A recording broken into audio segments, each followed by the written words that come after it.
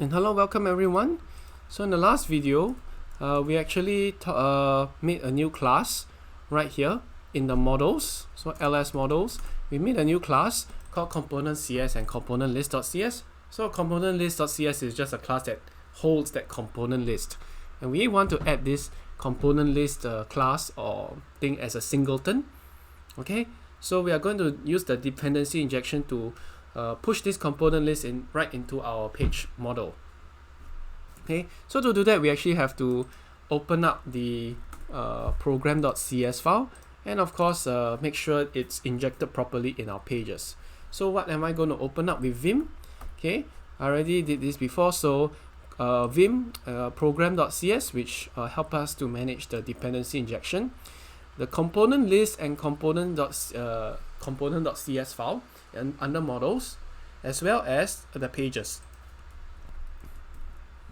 And this will be dataStorage3 okay, under pages. So that is what we want to do. So we'll open 5 files. Okay, and okay, so how do we do dependency injection? Okay, we usually do it over here, and then this specific dependency injection is for this list. Okay, so add singleton. So we have done dependency injection before, so I expect you to know. Okay, over here I will have ICollection and then component list. Okay, so this is how we do dependency injection. Now it will start complaining that the namespace could not be found because we did not use this .NET test models namespace. So that's why you did not know what this ICollection and component list is all about. So I'm going to use that namespace right here on top. Okay, I'll say use the .NET test models namespace for data storage and other models. Okay, so this is what we are going to do using .NET test.models. Okay, and we'll have it in the singleton, this component listing, so that it will persist. All right, it will always persist. All right, so yeah, we will have this this thing here, this thing right here. We want to inject it in. So we can successfully inject it in right here. The namespace will be .NET test.pages. Of course, we want to use this namespace again, .NET test models. Okay, but yeah, the correct way is to use .NET test.models. Otherwise, it will throw us, the same error. So I'm going to show you the error again to make sure you understand why we need to use this namespace .NET test.models. So I'm going to do dependency injection here. So I'm going to have an I component collection. Okay, and I'll call this component collection. All right, and then I'll do constructor dependency injection. I component collection. So and this will be the dependency injection. Component collection equals component collection. Okay, one with an underscore, one without underscore. Okay, and this thing I want to make sure it is private. Okay, so okay, private. Let me insert private so that it doesn't change. Okay, so you see the same thing. It will complain that the namespace isn't there. So now you know why we need to have a namespace. So .NET test models namespace for data storage. Okay, just for data storage here using .NET test.models. So this is where all our custom classes are.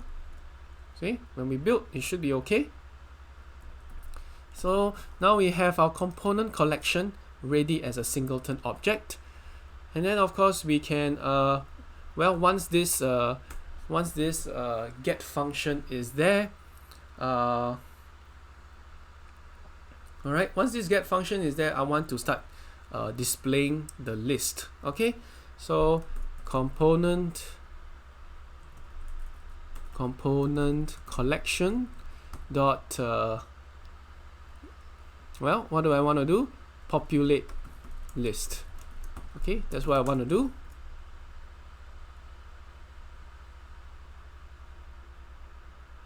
Alright, so when we populate list, as we saw in the last video, it will add some objects to that list, and those objects can be then displayed inside our HTML file.cs right here, and we will use, of course, the same what do you call that, for each loop. So this is how we use the for each loop.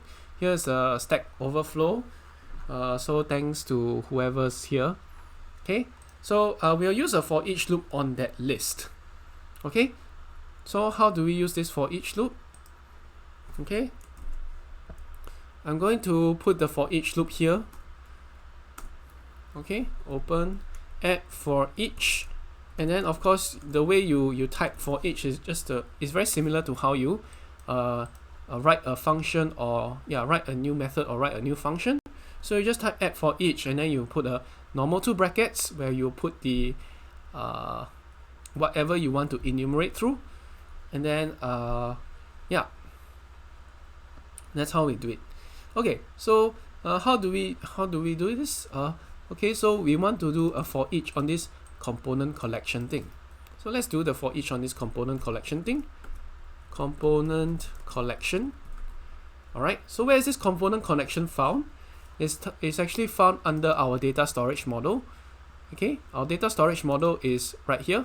Data storage model, it will be put into this add model thing. So the main thing will be this model dot component collection. Okay, and what do we want to iterate through? We want to iterate through the list that is stored under this component collection. Because why? Okay, if you see here, this is the list that we want to iterate through. It is literally a list. Okay, so we want to iterate through this list, not anything else. Okay, so how do we iterate through the list? Okay, as you see the syntax here, var record in whatever object. Okay, so this object is an IEnumerable object. IEnumerable means you can iterate through it with a for loop, and a list is of the type IEnumerable. It's one of the subtypes of the IEnumerable class. So okay, we use the keyword var, or variable to represent any class, like a string, an integer, or even this object or component thing. Okay, so we'll call this var component in this whole list here. What do we want to do? Okay, well, I'm going to make a table, of course. I want to make a table just like they're doing here. You have a tr, which stands for table row, and td, which stands for a table like column of sorts. So I'm going to put the tr parentheses here. Okay, tr, and I'll close the tr. Okay, so I want the first td, and I'll close up the td. What do I want to put it here? I want to put component. I want to put add. Okay, so notice here I'm actually mixing C# code with HTML. And anytime you want, if you type something like this tr, okay, the compiler will look at this and say, okay, this is HTML code. Okay, so if you want to switch it back to C# code, you need to use this add symbol so that this compiler will know that it's a C# code. Okay, so we'll use component.id. Okay, what else do we want to display? Okay, we'll have the component name. Okay, let me just copy and paste. This is way easier. 1, 2, 3, 4, 5x. Okay, so next thing is let's change word name. Change in word component type. Change the word to temperature C. Okay, change in Word, CIW, pressure in Pascal.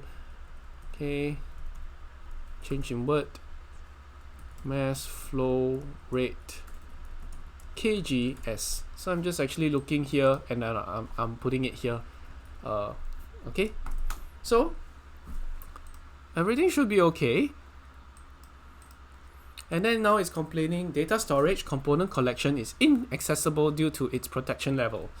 Okay, meaning to say I'll need to turn it into a public. Okay, because this is private, I cannot really access it. So to access it, I need to change it to public. So pardon the thing just now. I'll just change it to public.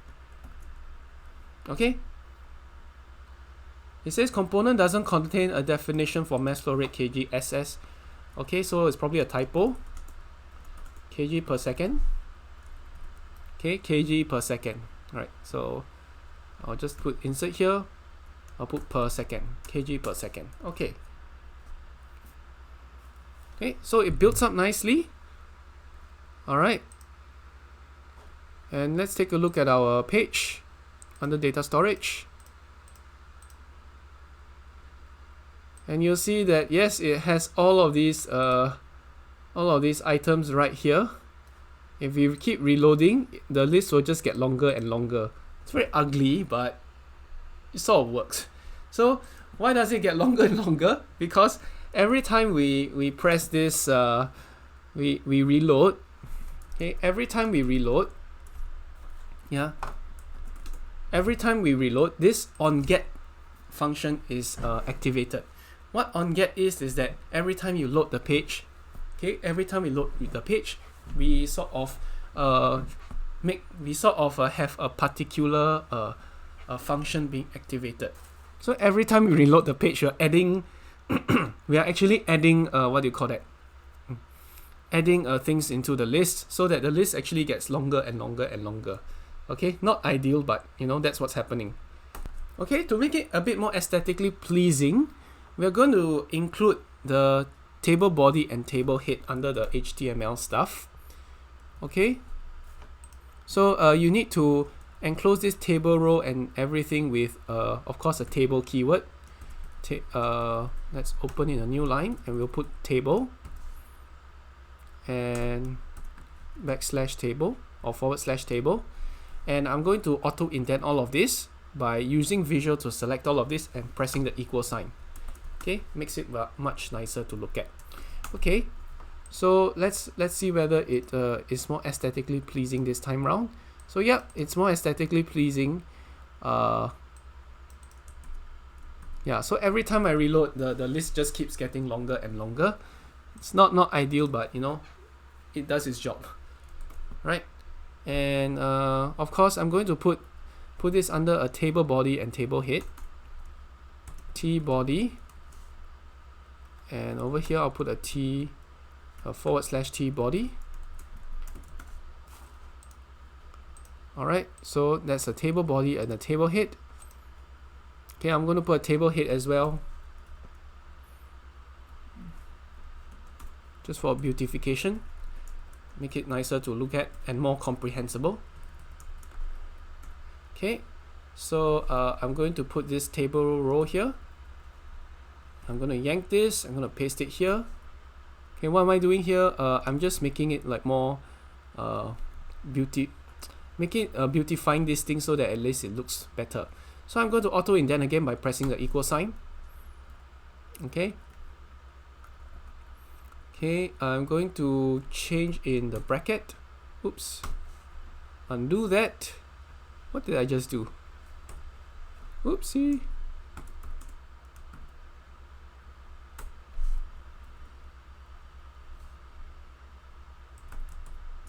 Okay, let me change that. I will redo those things again. What is that? Why are there those lines there? Okay, let me quit everything. Okay, set F HTML. Alright, let me try again. Okay, table head, T head, just to beautify the table. table row / table row, and then what am I going to put inside the row? I'm going to yank this, I'm going to paste it here. Okay, and I'm going to delete all of this. Okay, I'm going to say this, the first thing is the ID. Okay, this will be the name. Okay, maybe 3 DWs. Repeat. Okay. Okay, this looks nicer.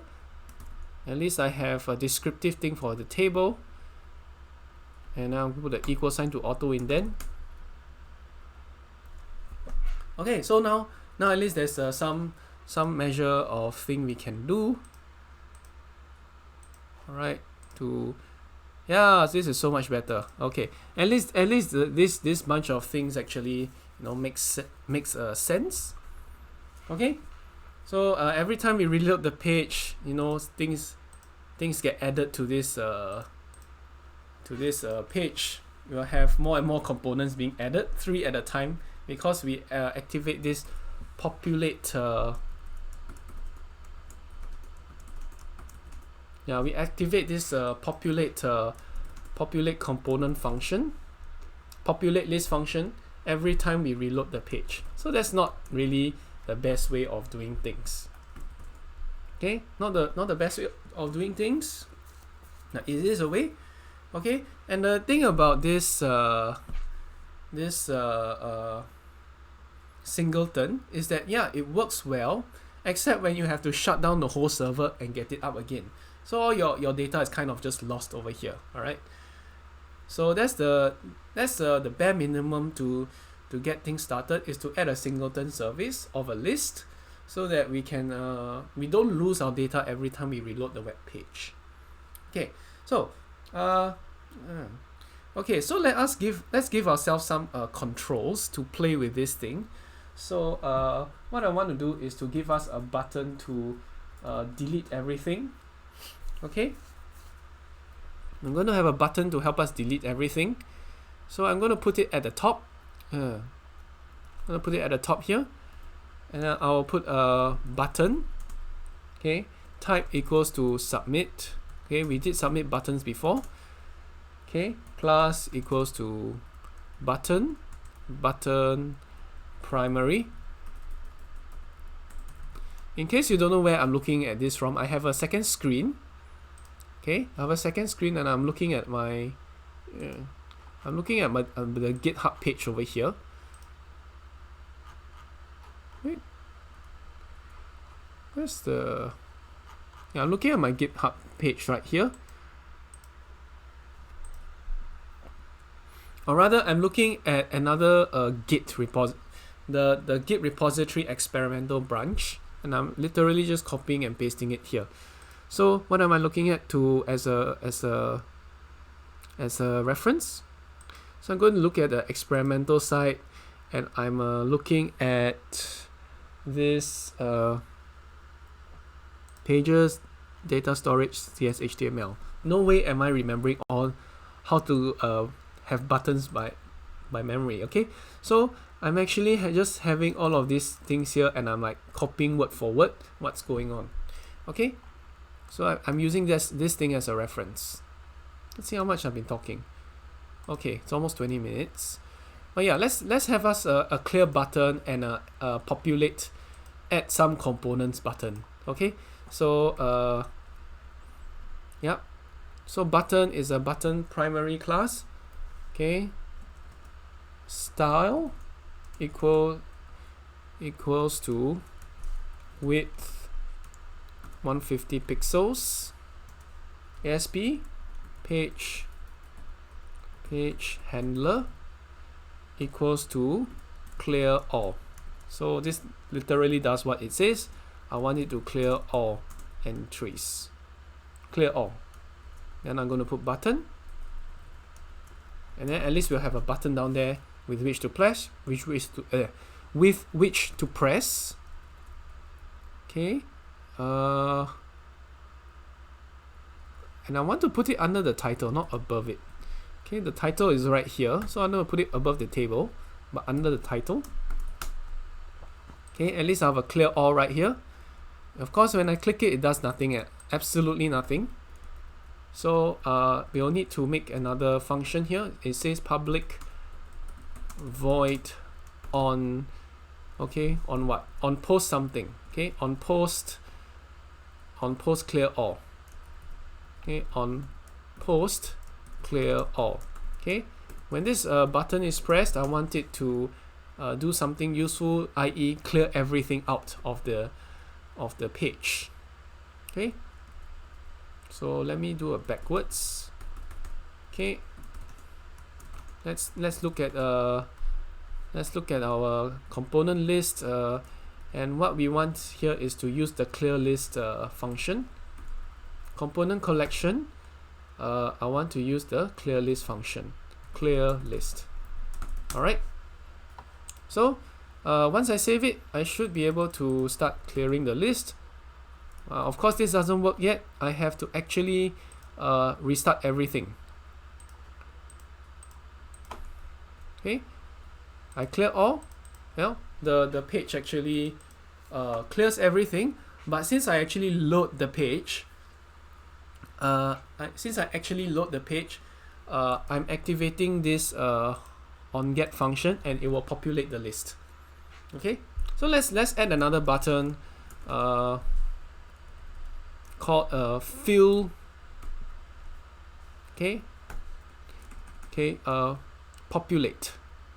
Add some components. Add some components. Or populate. Populate.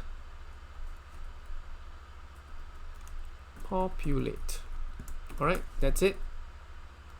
And then I have a onPost populate function. Okay, change word, populate. And I will have the populate list function. So I give you a button to press so that you can populate the list with some random components. Okay, so you can just keep typing.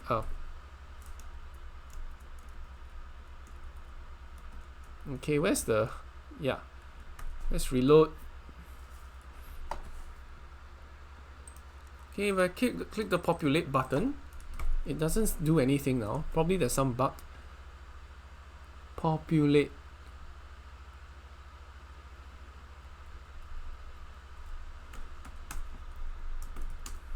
Is there something wrong? ASP page handler populate.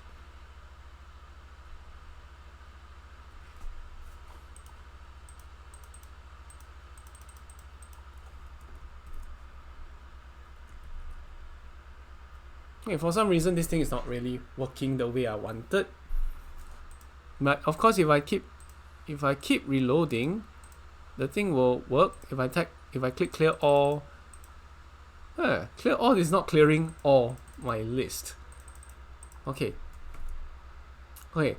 Let me save everything first. At least we have something to work with. Oh, right. This is very strange. Okay, let me pause. I'll restart this thing first, and then our .NET watch again.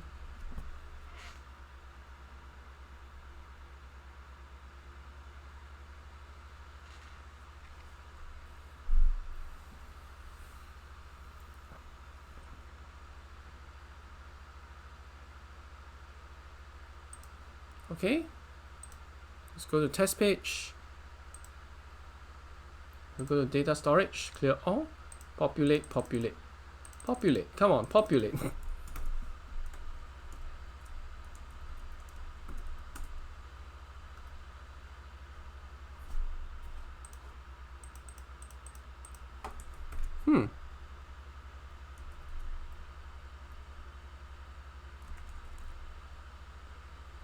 Oh, I think I know why.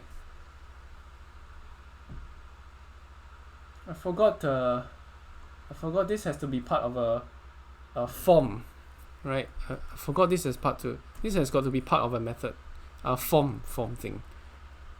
Okay, maybe I'll just call this populate first. There should not be a post. I think that's the reason why, because I did not give it a form. I did not put these buttons under a form and then yeah, have them populate. Alright, pardon me, give me some time. Undo. I'll put them under a form. Okay, form method equals to post. Okay, and I will just finish the form right here underneath.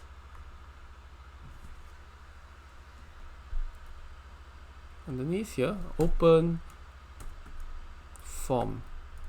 There you go. Now put the equal sign to indent it properly. Okay, let me restart the app.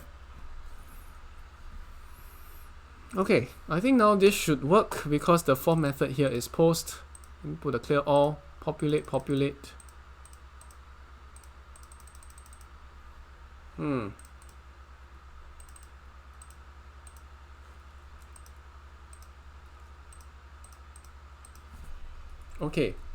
Okay, so anyway, after